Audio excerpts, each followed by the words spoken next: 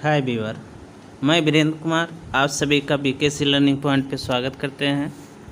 आज हम सभी देखेंगे इसमें नलकूप और इसके प्रकार।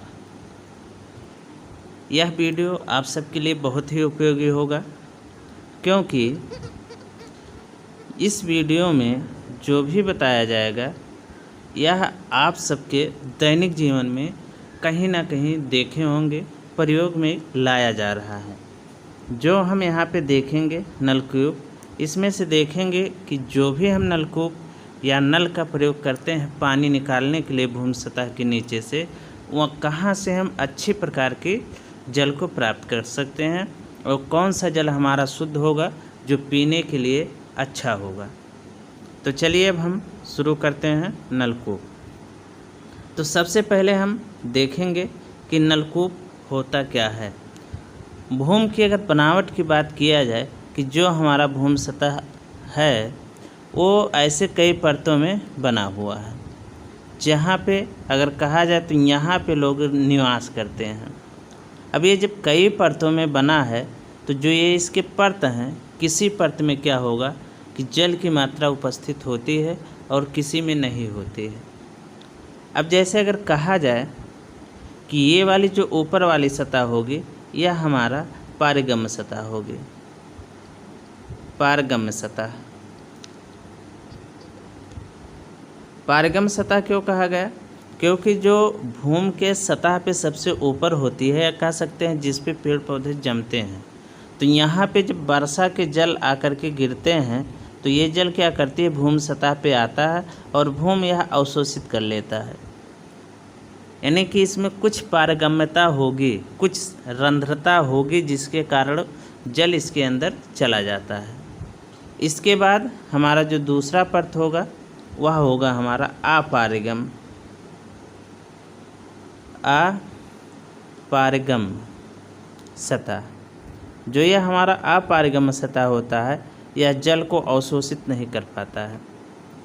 जैसे अगर कहा जाए कि यहाँ पे कोई पत्थर हो, तो पत्थर जो हमारा होगा यह मैक्सिमम 10% तक जल को अवशोषित कर सकता है भूमि सतह पे। लेकिन ये इसी प्रकार के बहुत सारे पत्थर मिल सकते हैं, या अन्य कोई मटेरियल हो, तो जो भूमि के अंदर दबा होगा तो वहाँ पे क्या होगा कि वह जल को अवशोषित नहीं कर पाता है, इसलिए उसको अपारगम्य सतह कहते हैं। अब अगर बात किया जाए नल की, तो नल जो हमारा होता है इसको पाइप को कहते हैं। पाइप को नल कहते हैं और कूप को कहा जाता है कुआं। यानी अधिक गहराई पे खुदाई करके कुआं से पाइप के द्वारा जल प्राप्त करना नलकूप कहलाता है।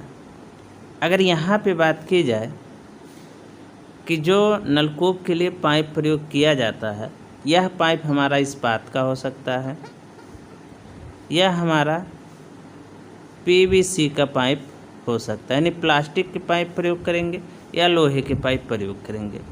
ये जो बिंदु बताए जा रहे हैं, ये बिंदु बहुत ही महत्वपूर्ण है, जो अन्य इंजीनियरिंग परीक्षाओं में भी पूछे जाते हैं। अब अगर बात की जाए इसके प्रकार की, तो जो नलकूप का प्रकार है, 3 प्रकार के नलकूप हमारे होते हैं। एक झिर्रीदार नलकूप जिसको स्लॉटेड ट्यूबवेल कहते हैं, दूसरा कैविटी नलकूप, कैविटी ट्यूबवेल, तीसरा स्टेनर ट्यूबवेल। ये 3 प्रकार के नल हमारे होते हैं, या कह सकते हैं नलकूप हमारे होते हैं, जिससे कि पानी को निकाला जाता है। अब हम बात करेंगे इसमें कि झिर्रीदार या स्लॉटेड नलकूप क्या होता है। तो यहाँ पे अगर देखेंगे तो एक नलकूप का चित्र दिखाया गया है, जो हमारा झिर्रीदार नलकूप है। झिर्रीदार नलकूप हमारा है। अगर बात किया जाए कि झिर्रीदार नलकूप होता क्या है, तो झिर्रीदार नलकूप में जलधारी परतों के सम्मुख झिर्रीदार पाइप लगाए जाते हैं, जो पिटवा लोहे का 25x3 के परिधि में होता है। इस पे क्या होती है कि 10 से 15 mm की दूरी पे कुछ झिर्रियाँ बना दी जाती हैं। या कह सकते हैं इस पाइप में कुछ होल कर दिए जाते हैं। चूँकि यह होल बड़ा होने के कारण किसी भी एक जलधारी से जल पर्याप्त मात्रा में नलकूप में आ जाता है और झिर्रीदार पाइप के ऊपर साधारण पाइप लगाया जाता है। अगर जैसे बात किया जाए यहाँ पे, तो ये जो झिर्रीदार नलकूप हमारे दिखाए गए हैं दोनों एक ही है। तो यहाँ पे जो पाइप लगाए गए हैं ये हमारा झिर्रीदार पाइप है और ये जो पाइप हमारा ऊपर लगाया गया ये सामान्य पाइप, यानी यहाँ से ऊपर जो लगाए गए पाइप वो सामान्य पाइप, लेकिन जो यहाँ पे लगाए गए ये झिर्रीदार पाइप। झिर्रीदार पाइप होता क्या है कि पाइप हमारा इस प्रकार से ऐसे करके बना होगा और इसी पाइप पे क्या होगा कि कुछ दूरी पे ऐसे देखे होंगे प्लास्टिकों के पाइपों पे होल होता है, इसी होल को झिर्री कहा जाता है। लेकिन झिर्रीदार जो नलकूप हमारा होता है वह मात्र किसी एक जलधारी परत या कह सकते हैं पारिगम परत से जल प्राप्त करता है। यानी जो हमारा झिर्रीदार नलकूप बनाया जाता है ये जब भूमि सतह की अगर बात किया जाए कि कई परतों में ये बटे हुए हैं, जिस भी परत पे हमको जल मिल जाएगा वहीं से हम जल को निकाल लेते हैं। यानी यह जितने ही ऊंचाई पे या जितने ही कम गहराई पे जल हमको मिलेगा वहाँ से निकाल लिया जाता है। और ये झिर्रीदार जो पाइप होते हैं ये खुले होते हैं और उन्हीं होलों से होकर के पाइप के अंदर जल आता है और फिर ये हमारा यहाँ यांत्रिक विधि से या अन्य किसी विधि से इस पानी को इससे बाहर कर लिया जाता है। अगर बात किया जाए कैविटी नलकूप की, तो जो हमारा कैविटी नलकूप होता है इसमें क्या होता है कि एक कुआं होता है। कहाँ होता है? इसके तली पे। यहाँ पे अगर देखेंगे तो एक कूप दिखाया गया है।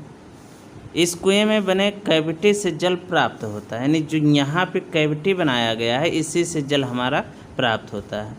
और यह भी जो हमारा नलकूप बनाया जाता है मात्र एक ही जलधारी परत से जल प्राप्त किया जाता है। इसमें पहली सतह में यदि जल प्राप्त ना हो तो छेद करके दूसरी सतह से जल प्राप्त कर सकते हैं। इस प्रकार के कुएं में पहले जल के साथ रेत आता है जो कैविटी बनाने में समाप्त हो जाता है। जैसे यहाँ पे जो पाइप प्रयोग किया गया है ये हमारा सादा पाइप प्रयोग किया जाएगा, यानी इस पाइप में किसी प्रकार की कोई होल नहीं की जाएगी। यह हमारा भूमि सतह पे भी हो सकता है, जैसे यहाँ पे दिखाया गया। यह भूमि सतह से कुछ नीचे भी पाइप को ला करके रोक दिया जाएगा। कह सकते हैं जो बोरिंग बनाई जाती है उसके लिए है, या इसी प्रकार से हम नल को भी बना सकते हैं। तो जब यहाँ पाइप इसमें डाला गया, अब इसमें जो परत दिखाए गए हैं कई सारे परत दिखाए गए, जैसे ये पारिगम परत है, लेकिन पहले पारिगम परत से कभी भी जल की मात्रा नहीं ली जाती है। ये हमारा सैंड दिखाया गया है और ये क्ले दिखाया गया है। यहाँ पे हमको जल मिलेगा, या इसको कह सकते हैं कि अपारिगम है या अजलधारी परत है। और ये जो जलधारी परत है, जब पाइप इस भूमि सतह में होल करते हुए यहाँ तक आते हैं और जब हमारा होल कंप्लीट हो जाता है तो इसमें पाइप डालते हैं, और जब इसको यांत्रिक विधि से पाइप यहाँ निकाला जाता है तो पानी के साथ बालू भी बाहर आता रहता है। जब बालू की एक निश्चित मात्रा यहाँ से निकल करके बाहर आ जाती है, यानी यहाँ जितना भी प्रेशर पाइप के अंदर होगा उतने ताकत से यहाँ के बालू के साथ पानी को खींचेगा। लेकिन जब ये बाहर निकल जाएगा तो यहाँ पे एक कुएं का आकार का बन जाएगा जिसको कैविटी कहा जाता है। जब इस प्रकार का बनाया जाता है तो यह हमारा कैविटी नलकूप हो जाता है। तीसरा हमारा है स्टेनर नलकूप। इसके स्टेनर नलकूप में क्या होता है कि इसमें जो पाइप प्रयोग किए गए हैं यह होल के साथ तो प्रयोग किया जाता है। स्टेनर नलकूप में भूमि के अनेक परतों तथा अपारिगम सतहों को छेद करके पानी को प्राप्त किया जाता है। जैसे अगर बात किया जाए तो यहाँ पे अगर देखेंगे तो दिखाया जा रहा हमको कई जलधारी परत, जैसे ये हम मान लेते हैं कि अजलधारी है, अजलधारी या अपारिगम परत है। तो यहाँ पे पानी की मात्रा उपलब्ध नहीं होगी, यहाँ पे भी पानी की मात्रा उपलब्ध नहीं होगी, यहाँ पे भी पानी की मात्रा उपलब्ध नहीं होगी। अब इसके अंदर जो पानी डाला, ये पाइप डाला जाएगा भूमि सतह के अंदर, ये GL है, यहाँ से नीचे भूमि सतह ही है।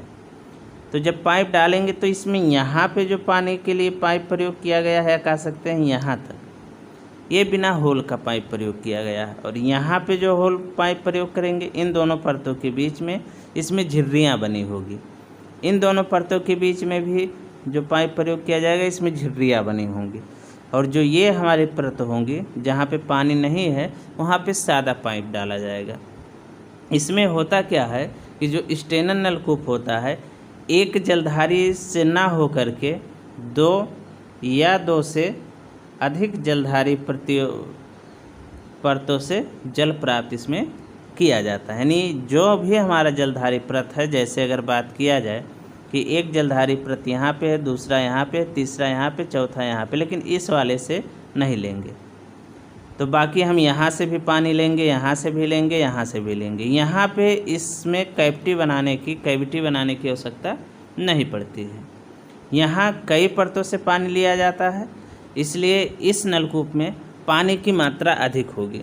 जो कैविटी होगा उसमें उससे भी कम होगा, लेकिन जो हमारा दूसरा वाला, या कह सकते हैं झिर्रीदार नलकूप होगा, उसमें पानी की मात्रा और कैविटी में लगभग बराबर होती है। लेकिन अगर पानी की हमको अधिक मात्रा की आवश्यकता होती है, तब हम स्टेनर नलकूप बनाते हैं। यानी यहाँ पे जालीदार पाइप प्रयोग किया गया, ये इतने पे यहाँ जालीदार प्रयोग किया गया और यहाँ जालीदार।